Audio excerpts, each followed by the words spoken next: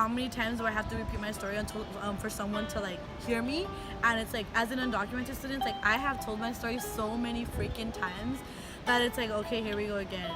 Here we go again. Like, yeah, like, okay, you want to know, but now that you know what I went through, what are you gonna do to help? How old were you when you came to the United States? I was 3 years old. I was like about 5 years old. I was 6. Was 3 years old. I was 7 years old. I was living in Mexico at the time with my grandma and my uncle, and my mom was living in Orange County. My mom took me to this family party, and I didn't know what was happening. I just remember like everybody was so sad at the party, but I didn't know what was going on. And at the end of the party, like I was saying bye to everyone. Everybody was crying, but I was like, what? What's happening? And that's when my mom was like, we're going to the United States. I came with the Coyote. I went to Tijuana first, and then the Coyote like took me to LA, and my dad picked me up there. And the way we went to the United States was I had a legal visa, my mom had a legal visa, my sister had a legal visa. The way we became undocumented was we overstayed our visa. So like my parents and I were separated, so my mom and my dad left and crossed the border, and me and my 2 younger siblings came with me. I know that we crossed like the border. I don't know if we did it with false documentation. I didn't know I was undocumented until I was 12, 13 years old, and I really wanted to go to this trip to Europe with my middle school. That was like a dream, right? And it was right there. And I was like, mom, can I please go? Like, please. Like, I'll work, I'll like do whatever I can to get the money. And she was like, honey, you're undocumented. And I was like, what does that mean? She goes, well, you're illegal, meaning that you don't have papers, and meaning that like basically you can't travel because you can get caught and get deported back to Mexico. That was just the biggest realization of all time. That was like a bomb being dropped in my life. I did not know what that meant for me. I didn't know I didn't know what it meant for us. I started to become more open about it once I got to college, and like I realized that there was like other students like just like me, and I feel like UC Merced is a campus that like really embraces undocumented students and has a lot of resources for them. So that's when I started to like just be more open about it and not, I guess, be ashamed of it. My junior year, there was an incident during my spring break where a couple was like run off the road by ICE and killed in Delano itself. So like after that incident, like we kind of there was students from colleges and like there were like high school students that kind of like they broke out, and we had a what's it called, the march. And ever since then, like people like know that one, I'm undocumented, and two, like I firmly stand with like the undocumented community. Yeah, I can't just be quiet about it anymore, so I decided to just be open about it. It took me a long time to be proud to say I was undocumented, because at first it was just like I wasn't ashamed of it, but I was very embarrassed of it, because as everyone else would be going throughout their lives like not worrying about much, I was worried about getting deported. For a lot of undocumented students or just undocumented people, fearing deportation is just like an ongoing thing. So it's not like I wake up and I'm scared when we're deported, or like my family, but it's just like an ongoing thing that's like in the back of your mind. So it could happen. You never know, like it could happen to your parents or like anyone in your family or even you. I'm always gonna feel like I have like a target on my back, so like I'm never truly safe. Like I never know what can happen. My parents, they go throughout their day fearing of their life, because what if just one cop decides to pull them over and then they decide that they're illegal, and then they call it ICE or something. They have to go through those days. Luckily, I'm on a campus where I don't gotta worry about that, but I'm worried about them every day. When I went back home, my dad was outside and there was 2 cop cars around like outside our house. Oh, they're probably at my neighbor's house again, but no, like they were talking to my dad, and I told them, I was like, can I like stay here and translate for my dad? And they were like, no. And I was like, then can you get someone to translate for him? And they were like, well, someone's on their way. And I was like, well, can I stay here with him to tell him what's going on until then? And then the officer told me, either you step inside or we're gonna arrest you. This dude was being kind of mean to us and telling us like, oh, so you're illegal? My dad he wasn't answering any questions. He was like, I'm not gonna answer until my lawyer comes. And that's when I told my dad, I was like, you need to be quiet, you need to like shut your mouth, don't say anything, and just wait for someone to come translate for you. And before this incident, I had given him, there's this red card, and it like states the Fifth Amendment, right, which gives you like the right to like stay quiet or pleading the Fifth. And I gave it to him, but I told him this is like, it's only like for ICE agents. And he took it out and he gave it to the police officer, and like that automatically like gave the police officer the impression that he was undocumented. So like after they stopped talking to my dad and after they had him sit down, they let him go. And they told me, they were like, obviously because of his status, there's a very high chance that he can go to jail and he can get deported. And like, take in mind, like I'm a child. Like, yes, I was 18, but like you tell a kid that, like, how is that not gonna affect them? So like in that moment, like I couldn't breathe. I couldn't breathe right, and like I felt in that moment like they're gonna take my dad. Like that, But, where like, we were just scared. Things like can jeopardize your whole future and your whole family. I think sometimes citizens don't really realize like how fortunate they are to just like be able to travel, and it doesn't necessarily have to be like traveling to different countries, which I wish I could do, but it could be just like traveling to other states where like they have super strict immigration laws. Friend and I went to like a study abroad fair. Yeah. And I don't know what was wrong with me. I don't know if I wasn't thinking straight. I don't know where the heck my head was. But she's like, do you want to come with me? And I was like, heck yeah. So I go with her, and we're looking at like catalogs. And I was looking at one, and there was this island, and I was like, oh my god, like I want to go there. And I was over here imagining like, all right, how am I gonna do this? Like, how do I set up? Blah blah blah blah blah. And then I stopped, and I saw that it wasn't in the United States, and I was like, wait, what am I doing? And I got so mad at myself because I let myself think that I was gonna have the opportunity to like leave the United States. Like, I don't know, like it was like a joke. It was like literally like it was a practical joke that I put on myself, and like that just like bummed me out like on a whole other level. And I remember like I got the book and I just threw it away. I was like, I don't want to see this. Like it's just another reminder of what I can't do. So like I have never ever forgotten about my status. Like it's always like it's part of my identity.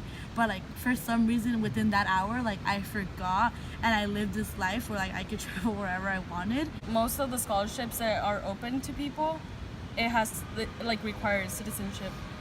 Voting. Oh, I have so many friends that I'm like, hey, did you register to vote? And they're like, nah. Like it's insane because it's like you have so much power. Like citizens have so many things that like I wish I could have. So just like it just reminds me to be humble and to be beyond thankful for the little things. Because like yeah, like right now I'm undocumented, but at least I have DACA. Like there's students who like do not have DACA. I know that even though I'm not gonna get some opportunities, I have to work harder. I feel like people define the American dream in so many ways.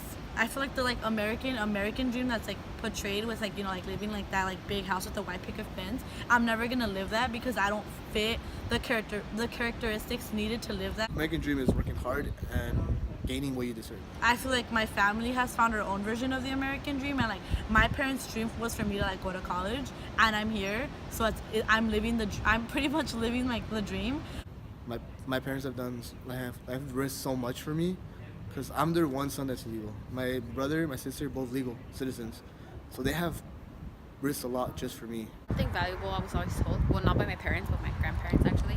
Like they always reminded me, like you're undocumented, so work double to have everything else that everybody else has, but stay in school, focus on your education, like because just in case they ever kicked us out of the country, they told me like my education was the only thing I was gonna be able to take, like no matter what. Every single day that they would remind me like, we're doing this so you can have the future that we couldn't have, and like that is forever gonna stay like engraved in like my like brain, because like it's true. Like right now they are out there working in this hot ass heat. So I might be complaining because like I have to walk to class, I have to walk up the hill, but they work in this weather and it only gets hotter and it only gets worse. So like that's always gonna like remind me. I hope it's more open to people and like supporting, because right now it's just like tearing people apart. Since Trump got elected, that was just a time like my whole family felt really down. Like we weren't expecting for someone like that to be elected, someone that hates people in my status. Like a wall is not going to help anything. I think this country was built on immigration. All I could do was cry. Like I was crying so bad because like I was like holy shit, like if this happens, like Like, it's just for him, like, I think it's like people like it was just a threat, but like a threat is more than enough to like keep someone from sleeping. That night I didn't sleep, and I remember when I woke up, like I was rethinking my entire life. Like I was like, okay, well, like if I get deported, like I might have like I know like good English. I was like trying to like plan out my entire life. Like When I woke up, everything was like different. I remember crossing the street and just like looking how everything's gonna change. When he got elected, a bunch of like racist people started coming out. I wish people wouldn't like dehumanize immigrants as much as they do. We're seen as illegal. We're seen as people who can harm the country, even though that's the opposite of what we're doing. So they don't like understand the struggle that they like face over there and like still face over here, just like trying to live a better life.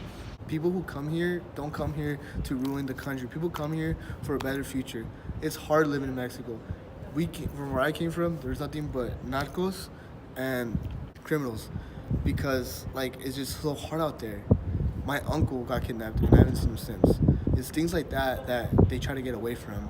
And we come here because we want a better future for our kids and for our family. Like Republicans refer to us as like illegal aliens. Like that, just that terminology itself, like treating us as humans, because like yeah, like my parents might have committed a crime by like bringing me here, but like how much do they have to like suffer for it to be like okay, like bygones be bygones. Like I understand that what they did was a crime, but like what people don't understand is it was either we would have stayed in Mexico and I would have like probably like died of starvation, or like we had to move.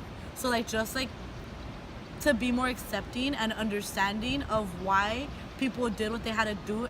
I feel like immigrants, they do a lot to help the country, and they help the economy. I mean, I've taken classes that literally show the statistics. And I want the world to see me as someone that has just added to the goods around me. Like I want to add instead of take to the world. I want people to see me as a person that gives back to the community. I want to start my own nonprofit where like I can like help like guide undocumented students to like higher like education. Like here in the Central Valley, we lack the freaking resources. Like I am not kidding. Like students from the Bay have so many resources, and people from LA have so many resources, and the Central Valley, like we lack it. And that's why I'm glad that we have UC Merced here now, because like now we have an institution that's gonna give back. If you're in my position as a dreamer and you just don't understand like how to go on with your life, knowing that you're not gonna see opportunities with everyone, just it's hard, but you gotta. It'll take someone's mindset to change yours. So I'm telling you, as someone that has been there, you'll get some opportunities. It just takes time, but you just gotta work for it. You can't give up. There's always a way. Even though sometimes it seems like it doesn't. Like there's always something out there for us. When I was little, all I wanted to do was a soccer player. I wanted to be everything. But now, like, since I'm growing up, basically, I want to be like an optometrist or an ophthalmologist. Like now my dream is to become an engineer and just live a good life. Dream of mine is to have like my close family that lives in Mexico to visit. I've already had a few of them be able to come visit, but like I want like my mom's mom to be able to come so she can see her, and like my mom's dad too. My future plans. Well, according to my mom, I gotta find someone to marry so I can become a citizen. Hopefully there's something comes up, like a bill or something, that creates like a path to citizenship without having to marry anybody or without having to depend on anybody else. But if not, then maybe hopefully if I do marry somebody that's a citizen, then that's the only hope. I'm the type of person where if I want to marry, I want it to be the first time. I want it to be out of love. I don't want to marry because I want to become a citizen. So currently, I'm just hoping that the establishment right now can pull it together and find some way to give us dreamers a chance to become citizens. I hope in the next election the country collectively like elects a president that has a good view on immigration, and like they're actually willing to do something to fix it. A month ago, I was actually in DC lobbying on behalf of the Clean and Promise Act. If, dear God, please, is this wood? Yeah. If the bill gets passed, it would allow DACA recipients, TPS recipients, and I think it's DES recipients to apply for this new pathway, and it's a 10 years residency, and after those 10 years it's a pathway that leads into citizenship. But like this, keep in like mind that this bill has been going, I think it's been active since 2019, since the start of 2019. There's like, it just passed the House and now it's officially going to the Senate, but like it can easily get like, right now like the Republicans are like, they're head of the Senate, or they have taken over the Senate, so it's like, it's terrifying. But like that's literally where like my entire hope is, like if this like happens, like oh my god, I can't even start to imagine like what my life would be like. And if not, I don't know, because like becoming a citizen, it's not easy. Since I like entered the state illegally, like I'm pretty sure I can get penalty, like I can get like up to like 10 years, and like there's a possibility that they can kick me out of the United States, and like I can't leave the United States. So I don't know, I'm just praying. I'm just gonna, I guess, hope for the best and like continue like my education and not let it stop me. I don't know any other home.